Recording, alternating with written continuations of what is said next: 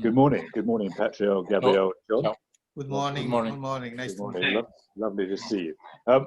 We obviously want to talk about the big issues today of sustainability, vegetarianism, veganism, how it's grown. I saw there's a report recently came out from Just Eat saying that sales of vegetarian food has increased 900% in the last 2 years, which is quite interesting. But Pietro, if I start with you, you must have seen dramatic change since you first founded the restaurant back in 1999.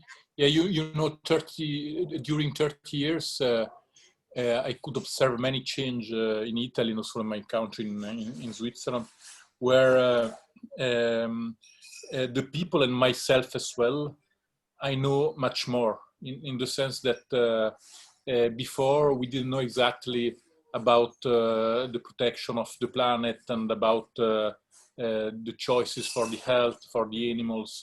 So you know, I was running a car with engine, but that was normal, and I was at Joya. Not everything was organic, but it was normal, and so the choices could be not really possible to do choices because we didn't have the idea that pollution is so deep and problems are so deep. Now the people, they know exactly, and so everybody is trying to be more healthy and also to be more attentive about the pollution, but not only choosing less meat or becoming vegetarian, but as well, for instance, to do fight against plastic. That as well a big problem in this moment, and also to be to give a fight to airplanes and to this way that we had to travel many times, very fast, very cheap, and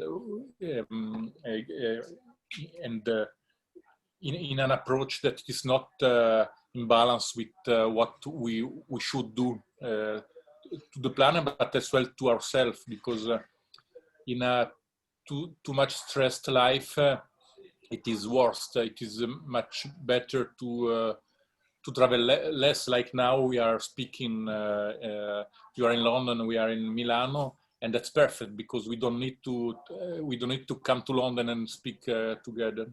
And so that's a very interesting change.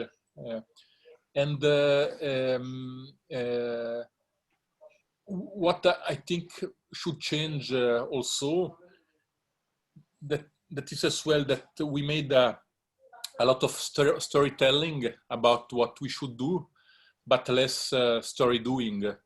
So it is not enough to say should be important to do this or to do that or to eat vegetarian or to choose organic, but we should do it. And so the big challenge, it is the new approach, because the people, they are trying to do this. The new challenge is to try to change their own life to a different life, and also to change their style eating to a more vegetarian direction, also to a more organic direction. And that's the need, but also the want of this present, and that's different because, you know, in my restaurant I can speak with many people, and also I travel a lot. I can meet many persons, and they don't want no more to go back, but as well to they don't believe on people that they just speak, they don't and do. So if a supermarket or a restaurant say I should do this, but then he must do this, not just to tell to say that in the future they will have a change. And so the choices are different. For this, I opened in the end of the lockdown, but the work here, it was better what I was believing. And that's a good sign, because that means that the people, they believe that what I do, it is true. It's not just a storytelling. It's something that is true. And you must have seen over the 30 years you've been running the restaurant, you must have seen that grow and grow as well. Yeah. And also, what I believe that a crisis, of course, it is an opportunity, but it is not only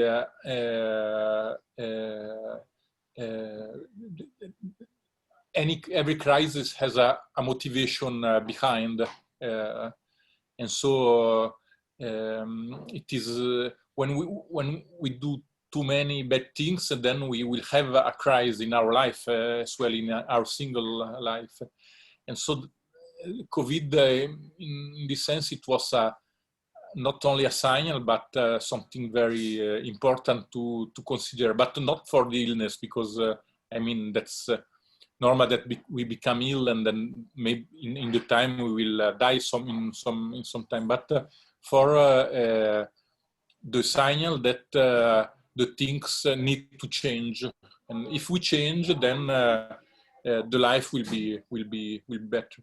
And so all this, it was during the year gradual. So observing last 30 years, I could observe a change gradually, because now in Italy we have around 7-8% of vegetarian people, but we have that, or it is much more. That when I was starting, we were maybe 1% or 2% of the population, but also flexitarian was improving. The people don't eat oftenly meat anymore.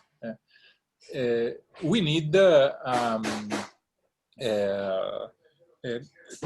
work together, because also what I can observe that maybe behind meat there are some interest for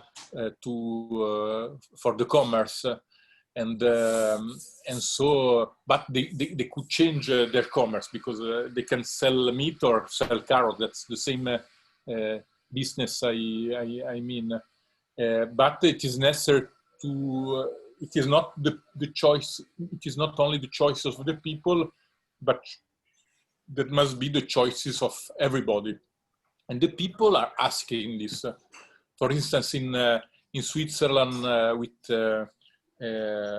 my girlfriend, we are starting a relationship with Migros and Coop, that are the two big supermarkets in Switzerland, discussing about plastic, and they heard and they try to change. Or in Italy, work with Natura Sea, that's a big chain of organic food, and they're changing all their packaging because they believe in it. And so gradually, but now it is becoming fast. We are changing to a new dimension.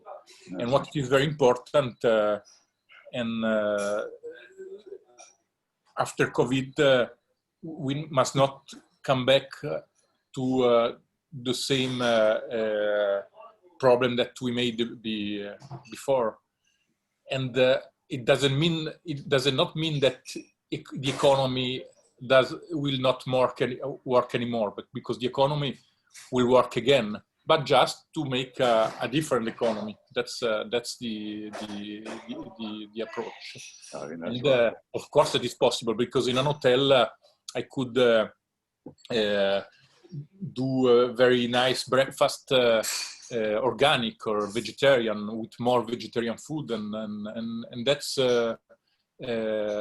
not so difficult, because the people are ready to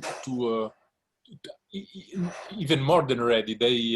They want to. They would like to very much. So if they have for the breakfast two choices, one with meat and the other one with vegetables, mostly of them they will choose porridge and muesli and fruits and vegetables for sure, because that's the moment of the people they changed.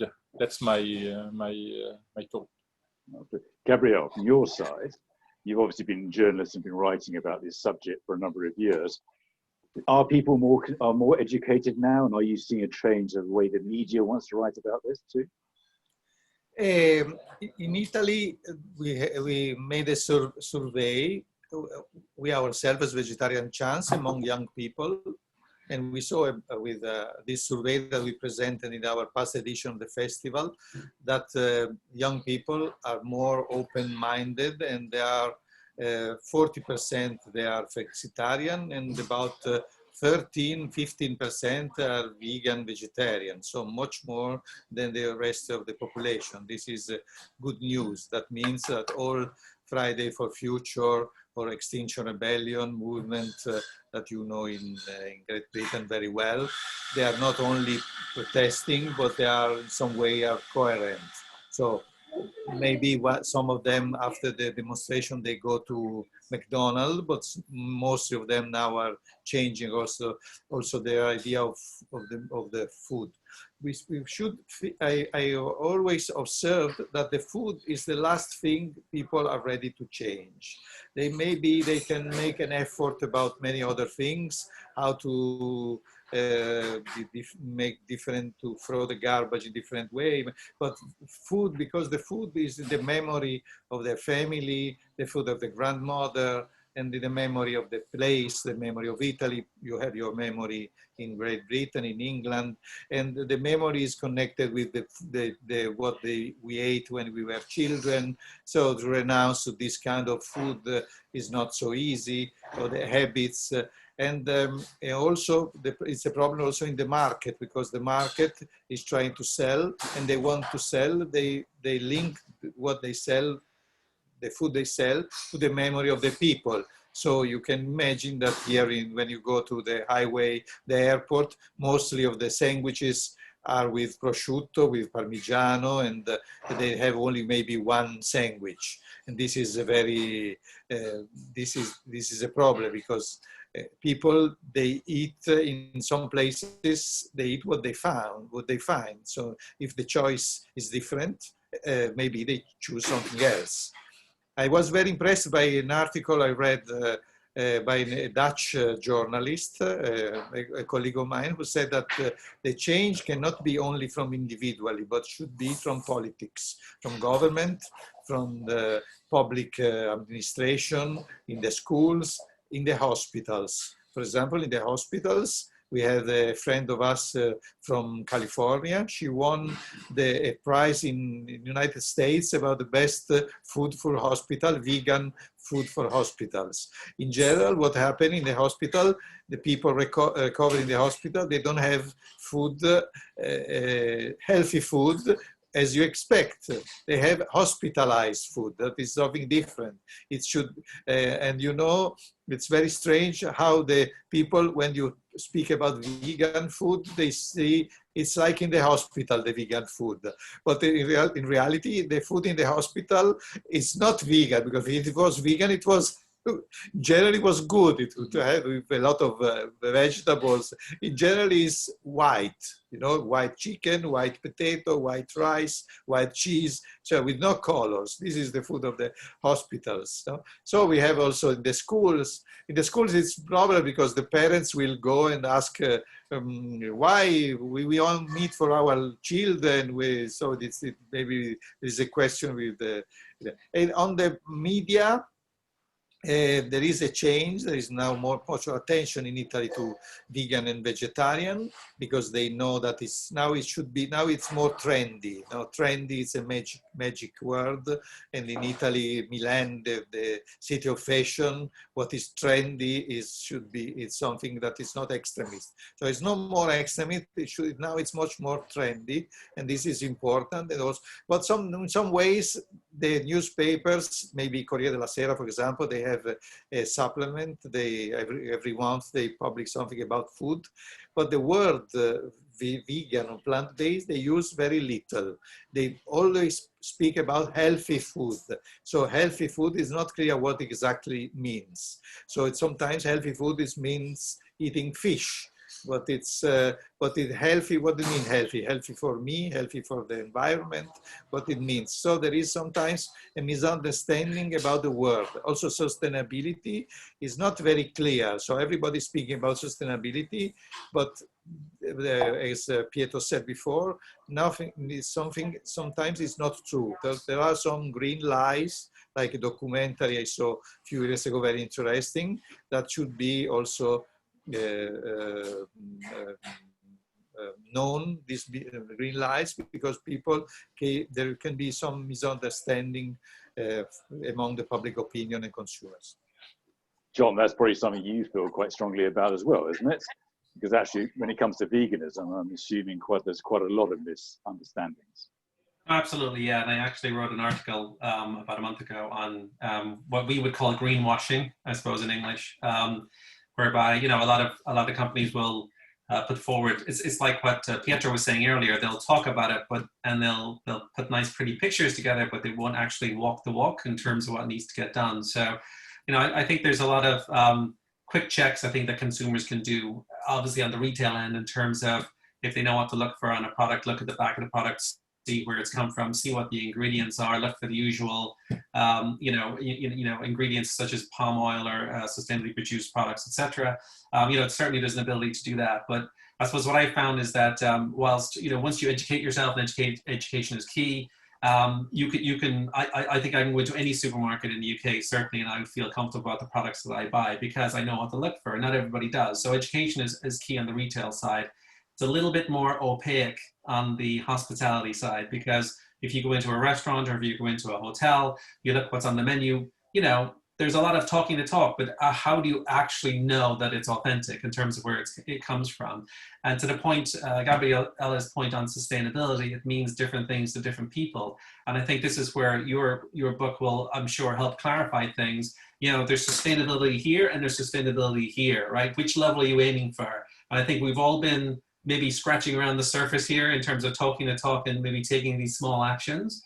And I think certainly in my mind, and what I focus on is moving to more of a plant-based diet, which is the biggest individual choice we can make with the biggest impact, right, in terms of the environment, bringing your sustainability levels way down, right? So food and beverage is obviously one aspect of that, but there's all the other aspects in our lives as well that I think, that they kind of, I suppose, the byproducts of the livestock industry, creates an awful lot of other products, and they wouldn't exist unless the livestock industry exists. So I think as we become more sustainable, as we are inclusive and bring in more flexitarians, right? Not everybody's going to go 100% vegan, but if people really want to take the right steps in terms of sustainability with the right levels of impact, they'll make those choices, and we'll start to see new products become available, not just in food and beverage, but across the lines. So I think that coming back to your question in terms of greenwashing, I think it's out there. But I think what I tend to focus on is, maybe not so much look at the big corporate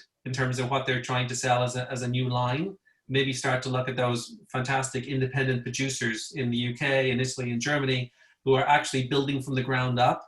And because they're focused on sustainability, their version of sustainability, which is achieving it through plant-based diets, that their motivations are pretty much correct. They've been through the grind, so to speak, in terms of the startup. If one of those gets bought by Nestle or one of the larger, organizations, that is a sign of success as far as I'm concerned, because the work has gone in and the authentic product has been created with the right, credentials. Obviously, Nestle or I don't want to name any names, but companies might have different motivations. But ultimately, we want to be able to connect on the hospitality side and the retail side with sustainability-oriented producers, and let's figure out how we can make them more successful for the person, for the planet, and for health.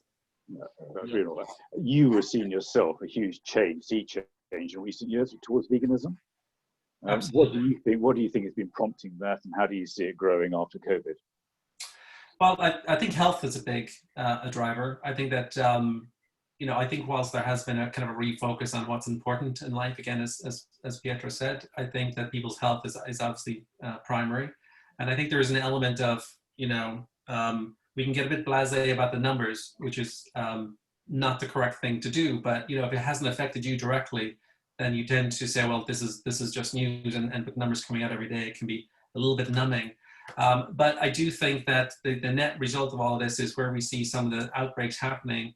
It is where diet isn't great, right? Where health levels aren't great. It is where people are more exposed to, you know, pollution in those types of environment. And I think that there's a holistic move, I think, towards being more sustainable and taking individual action. So from my perspective, I see the kind of move to veganism and plant-based as being is consistent with the power shifting to the consumer, whereby, and I've done this in my digital life. You know, back 20 years ago, I decided I'm not going to subscribe to any cable channels. I don't want what they push to me. I'm going to go and pull what I want, right?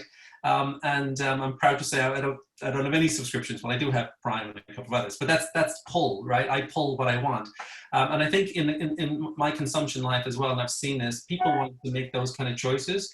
And now they have the power to go directly and to kind of pull in the products that they want. So I think that move has been consistent with the rise in kind of veganism and plant-based diets. And I think in general, I think we're just all more aware of the health issues associated with what we eat. You know, I think that food companies in general, going back to the 60s and 70s, experimented with contents. It happens much more obviously possibly in the US than it does in Europe in terms of what goes into your food. But I think we're seeing the net result of that in terms of pressure on the NHS, not just COVID, obviously pre-COVID. Obviously, there's a focus on obesity. And I think when you put more thought into what you eat, I think it means you make different decisions. So you're taking a philosophical approach to what you put in your body. And, you know, I suppose you don't realize this because we're so busy. You just want fuel sometimes to kind of go from day to day. But if you're putting bad fuel into a combustion engine car, you're not going to get very far. And I think that people are starting to realize that, no, it's not just food. It's not just carbs. It's not just empty carbs we need. It's actually higher levels of nutrition. So I think as people start to look at nutrition, they say, well, hang on. As long as I understand my nutritional profile and what I should be eating, I will make different decisions. And that tends to move you towards eating the rainbow. A counterpoint to the hospital food, right? You're just going to eat a more diverse diet. And I think you get that in the plant-based kingdom much more so than you do on the livestock side. That's not to say that, obviously, you know, there's plenty of room for flexitarians, but I think the more the merrier, and the more we have making those kind of choices, whether it's 100% vegan or 50% or 10%, it will move the needle on health and on just general plant sustainability and obviously animal welfare. No, it's not that. Pietro, coming back to you, if that's okay. The skills of chefs, because one of the great comments normally when people go to eat in restaurants is actually don't get enough choice. Have you noticed a real desire by chefs to learn about new ideas and new concepts when it comes to veganism and vegetarianism? That's for sure. I mean, the same, we had an evolution about the society and about the people. We had as well an evolution in chefs because many people go to restaurants, even top restaurants, and they ask vegetarian food because they change their mind, they change their ideas, and maybe they are not vegetarian, but they choose to eat oftenly a vegetarian, and so they need to change to a new approach. So in many generalistic restaurant, you found vegetarian menus,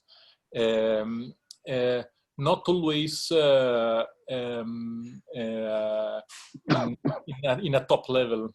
There are countries where this approach is more deep, like UK, like Holland, like Germany, like Italy as well. But for instance, in France, if you go to a restaurant and you ask a salad, a vegetarian salad, they will give to you some bacon, of course, because for them bacon is vegetarian, you know. And so that's and so in some countries that's more difficult. Yeah, and the other thing, and that's very close on what we do in Vegetarian Challenge, also what I do here at Joya, is that to cook vegetarian we need a new culture, because it is not enough to take out the meat in the dish, because the dish will be poor and not interesting. And so the approach is to make vegetable more interesting. And how to do them more interesting, because the world of the landscape of vegetable is the taste. So improving the taste, making very interesting taste, they make dishes very, very interesting as well. But the cook, I mean, a journalistic cook should change his mind. And what it is interesting that when we change our diet, as John said, also we change ourselves as well. So the cook, as the people, should be more vegetarian, because I have many colleagues that like very much to eat meat, and so it is difficult for them to change their mind. And what I suggest always to try to be vegetarian for a while and to observe the change, but also to do a change, because the change arrive when we do something. If we don't do it, we will never change. So our life will be always the same. And so my challenge is through the food, but also through speaking with my colleague to change their way to eat, not their mind. Because I mean, in my mind, I can do the choices that I want, but my mind can change if my choices are changing, will change. And so I convince them to try to become a vegetarian, but also to become vegetarian together, but because that's very important. I don't believe that a dish can be good, nice, if we don't believe in it. So if I cook it just for business, or just because a guest asked to me, it is not enough. We should believe on what we do, and so we should believe as well on the change that is coming, as I told. That's interesting. Gabriele, coming to you, let's talk a bit about the vegetarian chance. You founded this competition and showed the vegetarian chance. Why? Firstly, let's start why you founded it. In 2014, I saw that there are many events, food events in general, because food is on fashion. And I was wondering why there is not an event dedicated to the vegetarian cuisine. And I look also around the world through the internet, and I saw that there is no competition about vegetarian dishes. And since I knew Pietro Leemann from an interview from my work as a journalist, I thought I can come to him, and together we can build this project. I was very happy he accepted this idea, and so we started with this idea, and the idea was to demonstrate that, as he said before, that vegetarian and also vegan dishes can be very tasty and very, very good. And the way to do it is to bring the chefs to cook, to demonstrate it. And the competition, it's a way to stimulate this opportunity. So we choose also the name chance, not change, not choice, since we thought in Italian is translated opportunity. So this is an opportunity you can choose, you have, and this is important. So that's we started, and by the years we made the program of our event bigger. But we thought that it's not enough to have a competition. So we organize around the competition a festival, and we add to the competition cultural moments. We give these cultural moments free to the public, and we invited to different lecturers from different points of view. So from health, from the environment, we try also to have joint cooperation with Slow Food in Italy or with Greenpeace. We invited people from, from the United States, a doctor, a vegan doctor, quite famous. It's Neil Barnard, and he came give a very interesting lecture. Then we had some philosophical writers, and we also invited the chefs to propose some show cooking. So we built around our competition a festival. So we add and we linked the food to the culture. That means exactly what Pietro said before, that if you decide to make your choice, it should be based on culture, on awareness of why you can make a choice. And we had now with this our festival Vegetarian Chance, we don't have masses of people. We don't have thousands of people as some fairs where people are going and buying prosciutto, cheese, salami, and go back home with a lot of food. It's a place where you come, you eat something, or you see, but you learn. So it's a little selected public coming to our festival. But we think that they are spreading the ideas also. When they came out from our festival, they are spreading the ideas all around, and this can be, let's say, a good kind of virus. Because it is all about an education, isn't it? Yes. It's all about how we educate and engage people to learn, I think, differently. What are your, Pietro, what are your hopes out of the competition? What do you hope will come out of all this?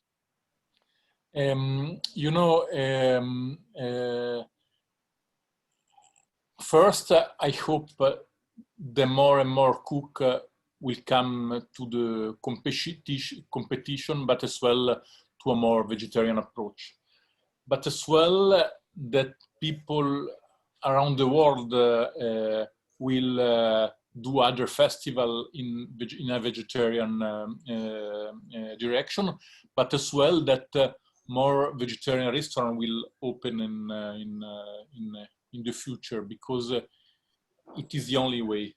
But what it is important, if they open, they must be very good, with a very nice taste, to convince the people to go to the restaurant. Because I think for the food, the quality, it is very, very important. I mean, I am in some way against fast food for the fact of the quality. Of course, the mostly of the fast food are meat fast food, but as well the quality of the food is very weak, is very poor, and that's a shame, because the quality of the food make us more healthy, more happy, and of course, if we eat a very good vegetarian food, it's even better. And but that's a cultural change, because in the past we were very fast. I mean, we needed to be very fast. I think now everybody would be very slow, as Slow Food said, and as well as we said with vegetarian chance, in a different approach. But the quality is very important. So it is not only important to cook vegetarian, but as well to cook organic. In my restaurant, 100% of ingredients are organic, because the approach of the health, but as well the approach about the protection of the planet, it is also to choose an organic direction, because that's the same philosophy. So speaking with my colleague, anyway, that will be their future as well, because I have many colleagues in Italy and Switzerland that are starting to have their own garden, to buy directly to the farmers their food.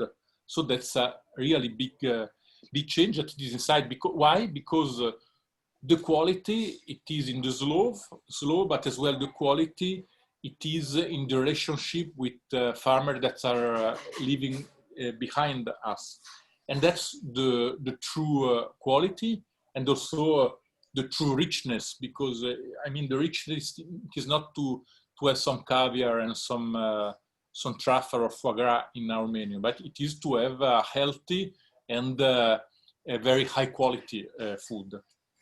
I mean, it's interesting. That's one of the discussions we're having over here, is the amount of people who are enjoying cooking during lockdown and have discovered it. And actually, yeah, and want fresh produce, and whether localism will become a bigger issue. Yeah.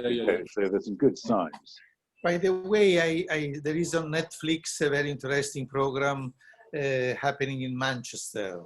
1 million, and where people are coming with their project of new restaurants, you know.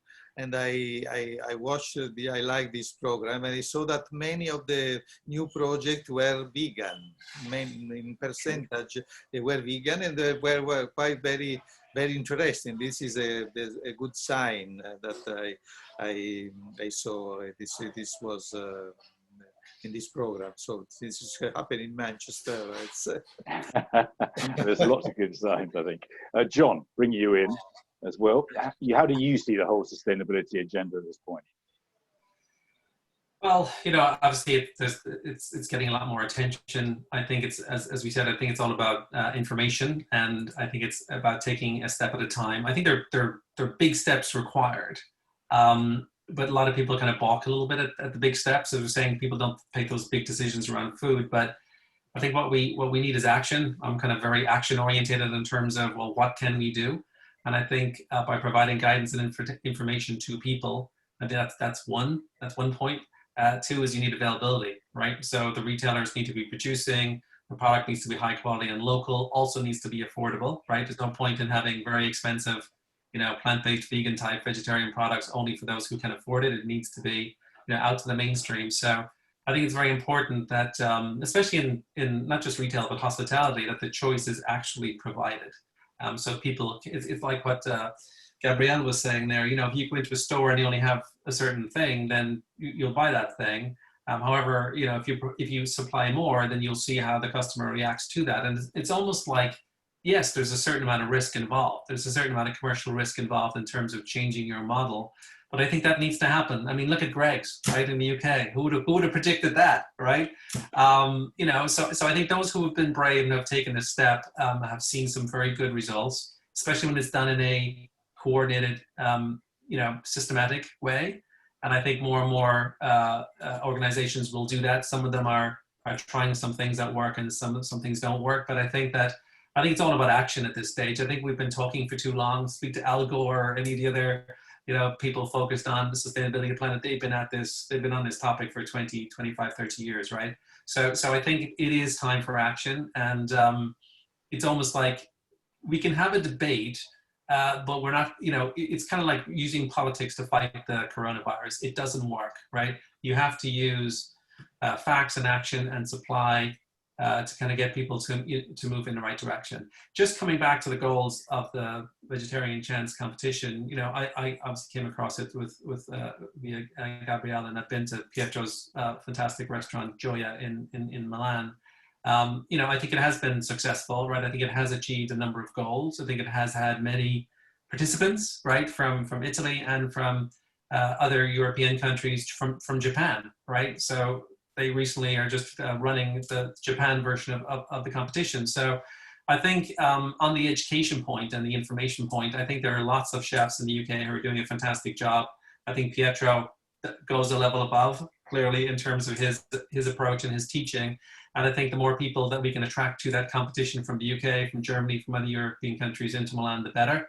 And to the extent that we could possibly support something in the UK, you know, I think that would be a really, you know, positive thing. And I think a lot of this stuff is enabling, right? By providing the information, we enable people, we give them choice, and whoever's looking at this, whether you're a chef or a hospitality provider, a restaurateur, or a supplier, you know, I think there's lots to be learned here.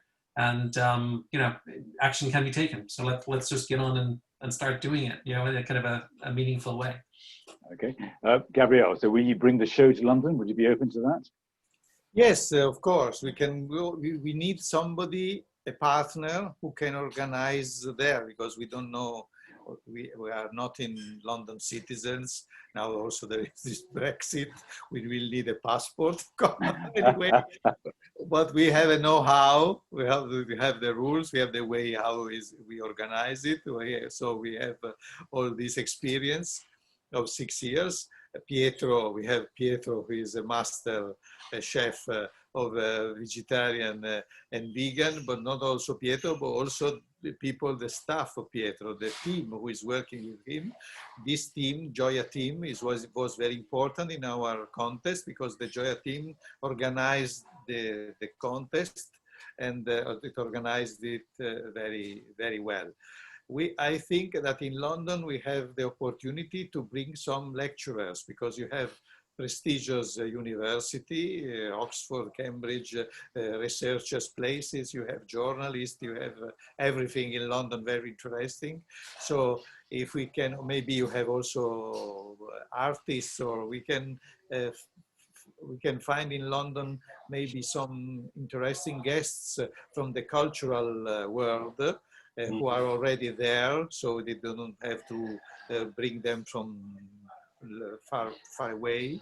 So it can be also we do not have costs, or we can have some lecturers. It can be interesting to make the same thing, to have the contest, but you have also to propose some the debate on this.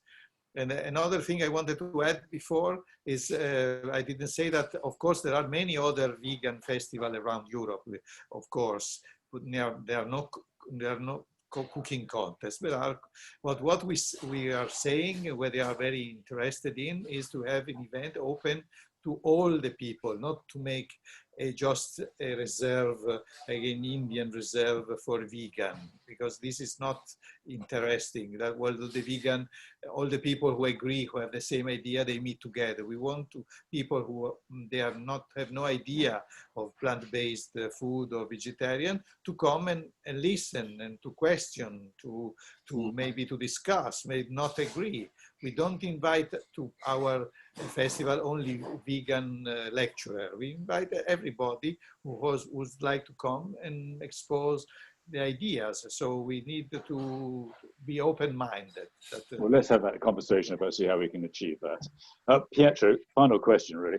I mean, you've been a groundbreaker. You got your Michelin star for the restaurant back in 1996, if I'm correct. What was it that motivated you originally to take this route? What inspired you? Because you've been ahead of the curve, haven't you? Yes, so we could observe this time that the society still was changing.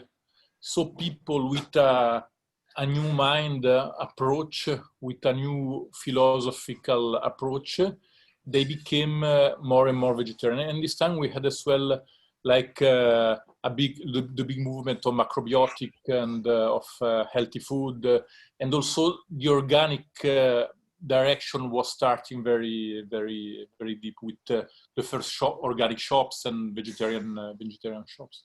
And so, and those people were people with a medium-high level, cultural level, but also they were quite rich, not poor people. And for those guests, it didn't exist a restaurant anywhere. And so we wanted to invent a new gourmet vegetarian restaurant, and we made it. And you know, it was very early. And what is strange that still now, mostly of my guests are not vegan vegetarian. Of course, vegan vegetarian, they come for their birthday or for any occasion, but mostly of the people are maybe flexitarian, but not a vegetarian. And that was the big success, not the fact, as Gabriele told before, that people with my same thought come to the restaurant. It's much more interesting that people with different mind come to my restaurant. And in some way, in a small part, I think that this change that we spoke before to a more healthy and a more interesting direction for the planet is that everybody, but joy as well, helped to the change. So people that try to do good things, they change the society through their example, but also to do something. And now, for instance, it's very easy to find vegetarian food in supermarkets. But why? Because people behind they were believing to this change, and that is important because in one way we should observe and decide for ourselves. But if our choices are good, it is important to speak with the people. My speaking is through the food, but we can speak in many ways to improve a change, because many times the people I mean, they don't have bad thinking, they just don't think, and that's a shame, because when we are able to think, we're able to choose as well what is better for us. But if someone think for me, it is not a good direction. And this moment, the people were at home, as you told, cooking. That's very nice, that's fantastic, but as well thinking, and that's very interesting as well, because what we think then that makes the change of our life. And for sure the change will be more and more vegetarian and more organic. That's for sure, because in this lockdown, the people were eating less meat. They were eating more vegetable. That's very interesting, you know? And for sure they were feeling very well eating in this way. A suggestion: if we do a competition in UK, I think it would be very nice to do it in a cooking school, to approach young people and to speak with young cooks that will be the future of the cuisine everywhere. Fair play. Fair play. Well, let's work on that, shall we? Look, gentlemen, we've taken a lot of your time up. Can I say thank you very much? Thank you. It's been an absolute delight talking to you today. Thank you very much. Thank you, everybody. Thank you. Take care. Thank you. Take care.